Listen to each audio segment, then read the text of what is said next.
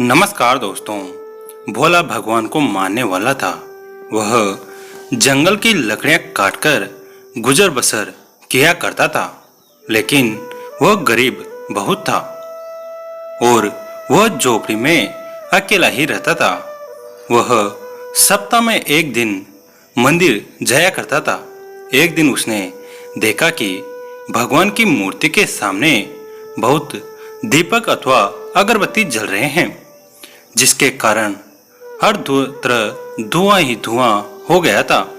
उसे देखा भोला भगत सोचने लगा कि भगवान, यह तो बहुत ही आती हैं कि प्रभु आपकी आंखें जल रही होगी, सांस घुट रही होगी।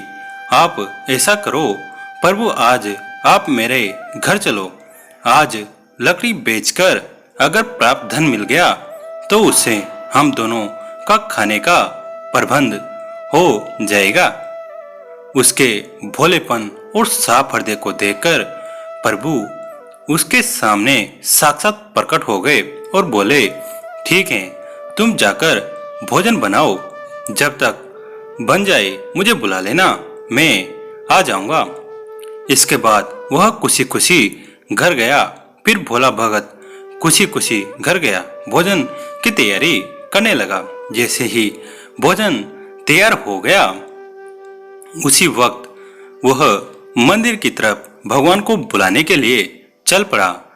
थोड़ी दूर ही गया था, उसे रास्ते में एक बालक मिला।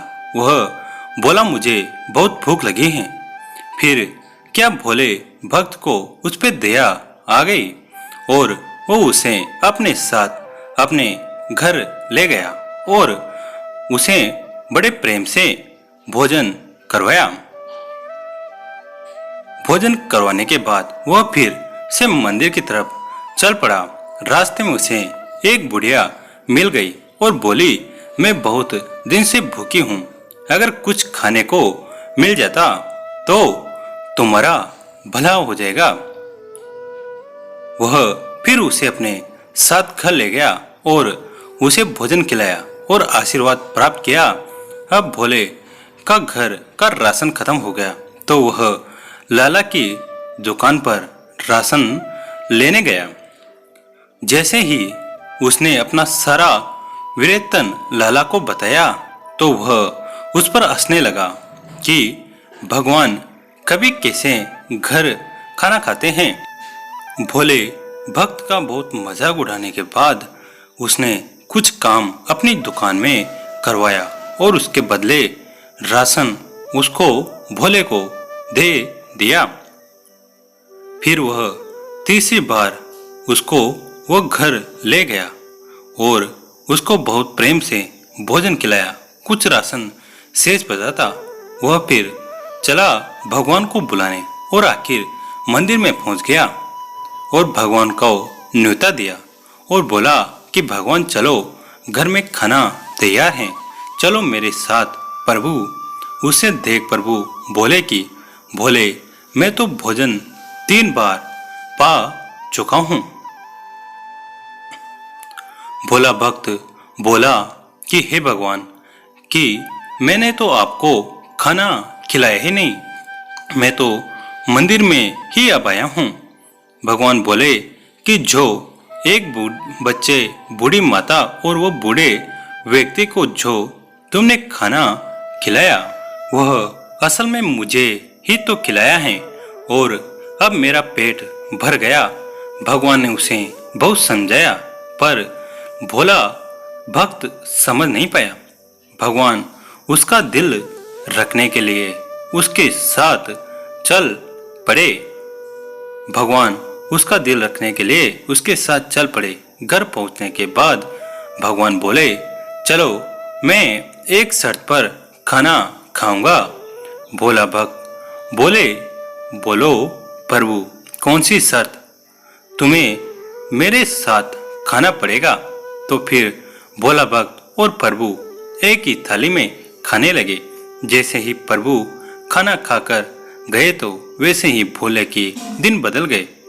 वह धन धान्य से भरपूर हो गया। उसके पास किसी चीज की कमी नहीं रही। प्रभु की असीम कृपा बरसने लगी। यह सब देखकर वह लाला जो उस पर हंस रहा था, वह यह सब देखकर हैरान हो गया और लाला मंदिर जाकर भगवान को न्योता देने लगा कि प्रभु मेरे घर आइयो और खाना पाइयो। प्रभु उससे बोले कि तुम घर जाकर प्रबंध करो और जब बन जाए तो मुझे बुला लेना। लाला हंसता हंसता घर गया और अपने नौकरों से बोला कि मंडप की तैयारी करो और 36 प्रकार के बढ़िया भोजन बनाओ। और उसके मन में थोड़ा सा अभिमान आ गया था। मैंने तो भोला से अच्छे पकवान बनाए, भगवान मुझ पर ज्यादा प्रसन्न होंगे, ये मन में सोच के घर से भगवान को बुलाने के लिए चला था कि रास्ते में वही बच्चा, बूढ़ी औरत और बूढ़ा आदमी मिले। उन सभी ने उस खाना मांगा और बोले कि हम भूखे हैं। लाला ने अभिमान के चक्कर में सबको ठुकरा दिया और आखिर मंदिर जा पहुंचा। भगवान को बोलने लगा कि प्रभु चलो खाना तैयार है। प्रभु उसे तब बोले कि पहला तुमने हमारा 3 बार तिरस्कार किया है और अब खाने के लिए पूछ रहे हो।